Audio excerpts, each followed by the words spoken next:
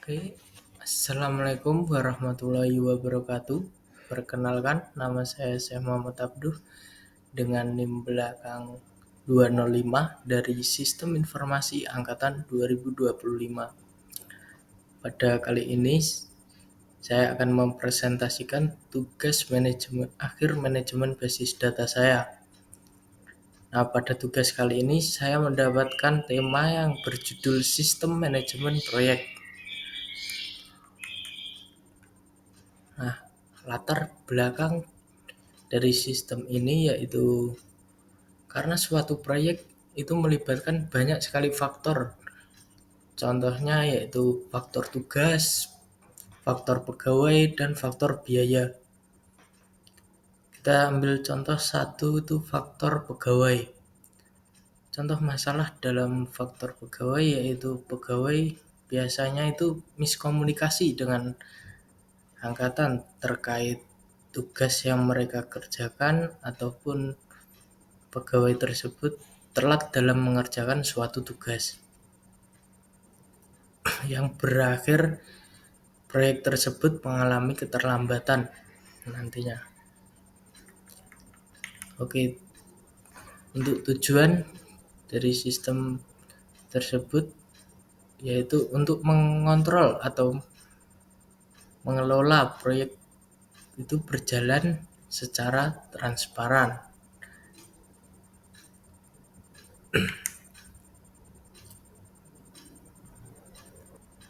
Oke, selanjutnya tabel yang digunakan yang pertama yaitu ada tabel departemen untuk menyimpan data departemen, yang kedua tabel pegawai untuk mencatat semua pegawai yang terlibat dalam suatu proyek, yang ketiga tabel proyek yang menyimpan informasi tentang suatu proyek, yang keempat tabel tugas yang berisi tugas-tugas dari proyek yang harus diselesaikan, yang kelima tabel penugasan yaitu untuk mencatat pegawai yang menerima dan mengerjakan suatu tugas.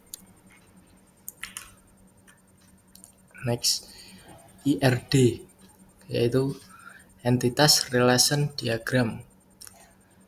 IRD menggambarkan hubungan antar proyek tugas, pegawai, departemen, dan penugasan. Berikut gambarnya. Nah, di sini ada entitas departemen yang berhubungan dengan pegawai. Kemudian ada entitas proyek yang berhubungan dengan tugas. Kemudian entitas tugas dan entitas pegawai dihubungkan melalui entitas penugasan. Next, RAT, relasi antar tabel, menunjukkan hubungan tabel melalui PK dan FK. Di sini gambar. Berikut gambarnya tabel departemen berhubungan dengan pegawai one to many. Karena satu departemen bisa memiliki banyak pegawai. Kemudian tabel proyek dengan tugas one to many karena satu proyek bisa melibatkan banyak tugas.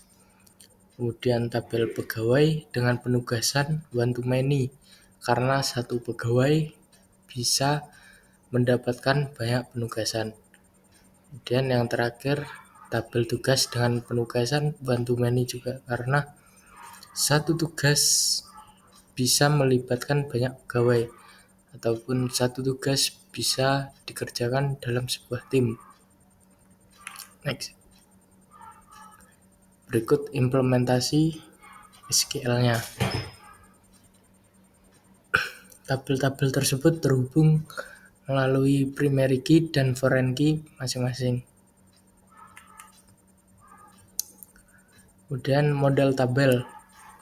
Yang pertama tabel departemen memiliki data berupa ID departemen, nama departemen, dan deskripsi. Yang kedua tabel pegawai yang berisi ID pegawai, nama pegawai, email pegawai, dan ID departemen karena terhubung. Yang ketiga tabel proyek memiliki ID proyek, nama proyek, dan deskripsi proyek. Yang keempat tabel tugas memiliki ID tugas, nama tugas, dan ID proyek. Yang terakhir yaitu tabel penugasan memiliki ID penugasan, ID pegawai, ID tugas, serta tanggal atau status penugasan. Berikut contoh model tabel yang ada. Di sini ada tabel departemen dan tabel proyek. Query implementasi basis data. Jadi dalam implementasinya saya menggunakan query di sini contohnya. Yang pertama yaitu saya menggunakan create tabel untuk membuat tabel dengan query create tabel, nama tabel, buka kurung, lalu isi kolom-kolomnya, kemudian diakhiri dengan tutup kurung dan titik koma. Yang kedua, saya menggunakan query insert into untuk mengisi data ke dalam suatu tabel. Dengan query insert into, nama tabel yang mau diisi, kemudian nama-nama kolom, lalu values, kemudian isi berdasarkan deklarasi nama kolom-kolomnya. Kemudian keamanan sistem. Jadi dalam sistem basis data ini saya menggunakan keamanan sistem yang pertama itu grant untuk memberi hak akses kepada user. Yang kedua itu saya menggunakan revoke untuk membatasi hak akses kepada user. Dan yang terakhir saya menggunakan backup untuk menjaga salinan data agar dapat dipulihkan jika terjadi kerusakan. Jadi di sini keamanan sistemnya saya nggak ada hardware karena proyeknya itu bisa dilakukan di mana aja. Kemudian yang terakhir kesimpulan. Jadi kesimpulan dari sistem manajemen proyek berbasis data ini yaitu memastikan pengelolaan tugas, jadwal, dan faktor-faktor yang menjadi masalah tadi di latar belakang.